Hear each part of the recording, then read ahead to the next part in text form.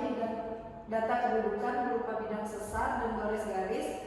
Dan yang kedua, metode tidak langsung apabila ketika di lapangan kita menjumpai arah umum bereksiasi, kedudukan umum shear fracture, dan gas fracture.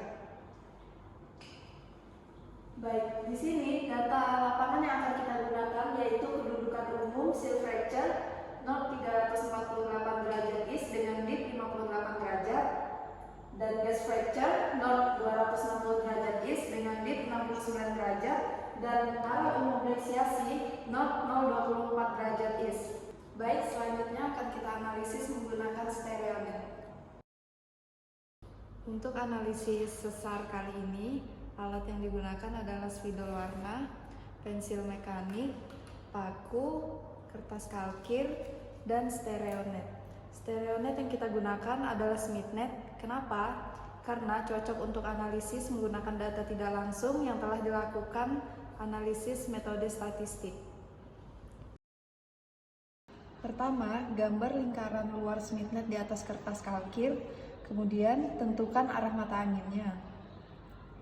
Lalu, plotting kedudukan shear fracture dengan data 0,348 derajat is dengan dip 58 derajat. Beri tanda titik di lingkaran pada garis yang menunjukkan angka 348 derajat. Lalu, gunakan kaidah tangan kiri. Putar kalkir hingga titik 348 derajat berada pada posisi utara. Kemudian, pada stereonet SmithNet, titik dip bagian dalam merupakan 90 derajat dan bagian luar merupakan 0 derajat. Pada dip 30 derajat, tarik garis mengikuti garis lengkungannya dengan arah utara-selatan. Garis ini merupakan shear fracture dengan kedudukan 0,348 derajat is dengan dip 58 derajat.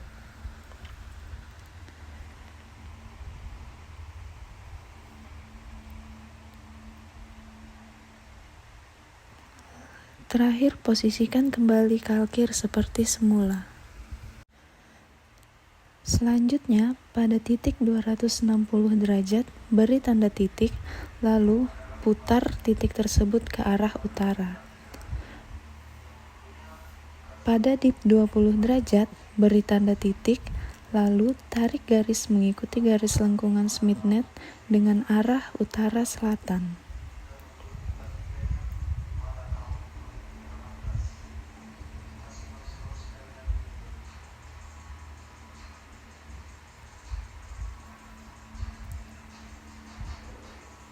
Posisikan kalkir seperti semula. Garis ini merupakan gas fracture dengan kedudukan north 260 derajat is dengan dip 69 derajat. Selanjutnya yaitu memplotting bidang bantu dengan cara barat timurkan garis perpotongan antara shear fracture atau biasa disingkat dengan SF dan gas fracture atau yang biasa disingkat dengan GF. Dari perpotongan SF dan GF, hitung 90 derajat ke samping kiri, kemudian buat garis putus-putus dengan arah utara-selatan.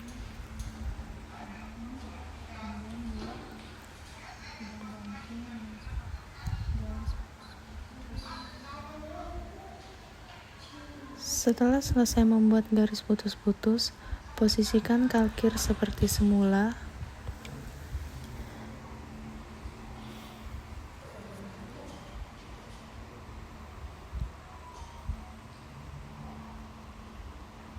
Garis perpotongan antara SF dan GF merupakan TO2 aksen.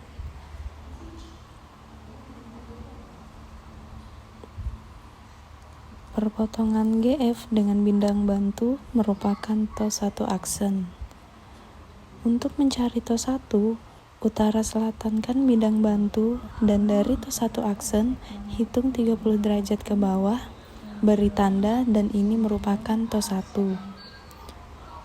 Untuk mencari TO3 aksen, dari TO1 aksen, hitung 90 derajat ke bawah, beri tanda dan didapatkan TO3 aksen.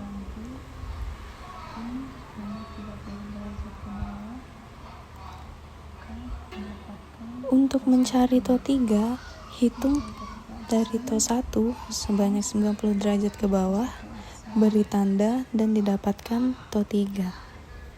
Setelah selesai, posisikan kalkir seperti semula.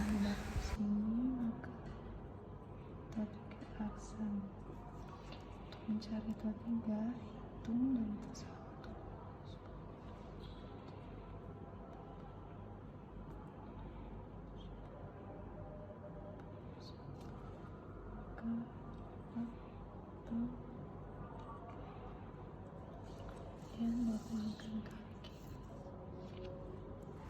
Selanjutnya yaitu memploting arah umum reksiasi dengan kedudukan 24 derajat.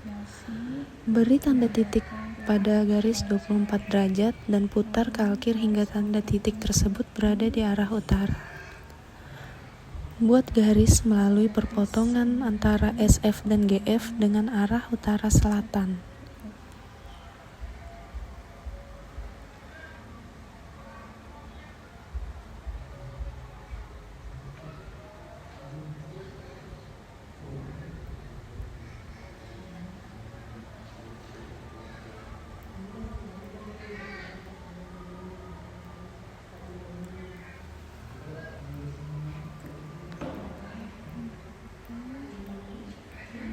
Garis ini merupakan arah umum reksiasi dengan kedudukan north 24 derajat east.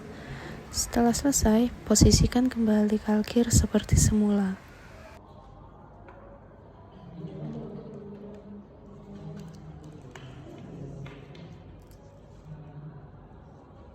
Selanjutnya yaitu membuat net slip.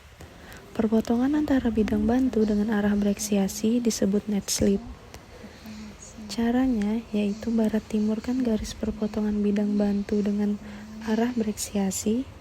Buat garis lurus dimulai dari dip 90 derajat sampai pada perpotongan garisnya. Setelah itu dilanjutkan membuat garis putus-putus sampai garis tepi lingkaran. Maka didapatkan dipnya yaitu 32 derajat. Setelah itu, posisikan kalkir seperti semula, lalu baca notasi yang didapat, dan didapatkan kedudukan north 194 derajat east.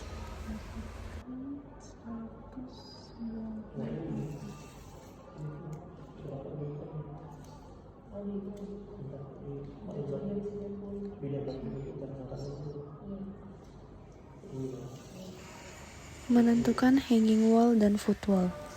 Gambar lingkaran pada kertas HVS yang baru.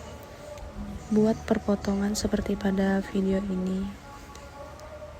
HW merupakan hanging wall dan FW merupakan foot wall. Kemudian selaraskan kalkir sama dengan kertas HVS. Lihat pada garis lengkungan arah bereksiasi, kemudian dapat ditentukan foot wall dan hanging wall seperti pada video ini. Menentukan arah pergerakan sesar. Jika pada perpotongan garis SF dan garis arah bereksiasi membentuk sudut lancip, maka gambar panah menuju keluar. Namun, jika pada perpotongan garis GF dengan garis arah bereksiasi membentuk sudut tumpul, maka gambar panah menuju ke dalam.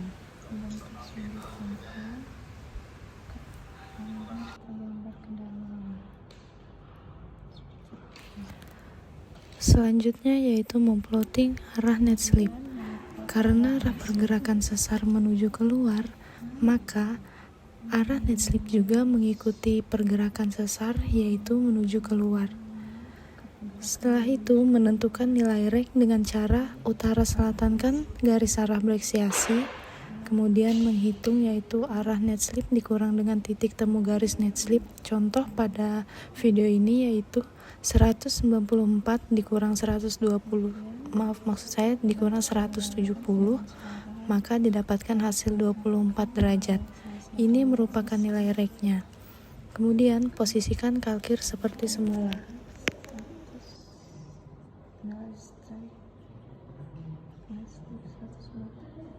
dikurang nilai pada lingkaran luar itu 170 derajat, maka hasil 24 derajat.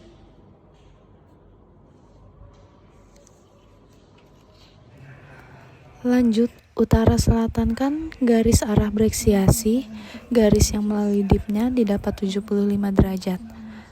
Posisikan lagi kalkir seperti semula. Garis lengkung disebut struktur bidang dan garis lurus disebut struktur garis. Di sini dapat diketahui untuk garis melengkung merupakan struktur bidang dan garis lurus Untuk datanya, sebagai contoh untuk data TOS 1, cara membacanya yaitu barat timurkan titik TOS 1, buat garis tegas dari titik tengah sampai titik TOS 1, dilanjut dengan membuat garis putus-putus sampai tepi lingkaran, maka dip TOS 1 didapatkan 36 derajat. Posisikan kalkir seperti semula. Titik temu dari garis putus-putus dengan tepi lingkaran didapatkan kedudukan north 241 derajat east.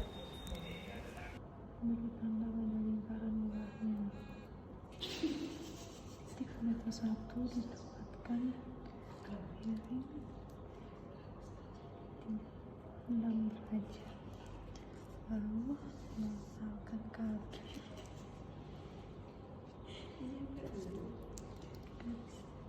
dapatkan 241 derajat. Untuk mempermudah membedakannya, gunakan spidol warna seperti contoh yang ada di video ini. Data-data di bawah ini merupakan data kedudukan dari struktur garis dan struktur bidang. Dan ini merupakan klasifikasi untuk penamaan sesar.